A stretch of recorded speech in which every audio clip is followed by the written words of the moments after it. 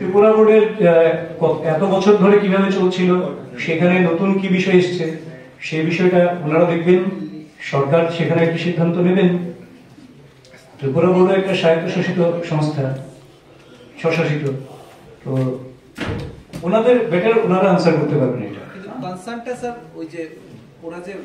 আমি শুধু ভারতীয় জনতা পার্টি ত্রিপুরা প্রদেশ থেকে একটা কথাই বলছি, স্ক্রিপ্টের সমস্যা যাই থাকুক, কিন্তু পরীক্ষার আগ মুহূর্তে বা পরীক্ষা চলাকালীন সময় কোন রকম ভাবে রোড ব্লকেজ করা কিংবা রেলওয়ে লাইন ব্লকেজ করা করে একটা নতুন ভাবে কেওটিক সিচুয়েশন তৈরি করা, যাতে করে পরবর্তী কোনো না কোনো ছাত্র গোষ্ঠী তারা অ্যাংজাইটিতে থাকবে, পরীক্ষা দিতে পারবে না কেউ, এইরকম জায়গা যাতে তৈরি না করে। কারণ রাজনীতি বরাবর করা যাবে, এটা তো রাজনৈতিক গোষ্ঠী থেকে হচ্ছে আন্দোলনটা, জন আন্দোলন নয়, সেটা রাজনীতি করা যাবে, কিন্তু ভবিষ্যৎ প্রজন্মের ভবিষ্যৎটাকে ক্ষতিগ্রস্ত করে রাজনীতি যাতে না করে, সেই অনুরোধটা আমরা ত্রিপুরা প্রদেশ বিজেপি থেকে রাখছি।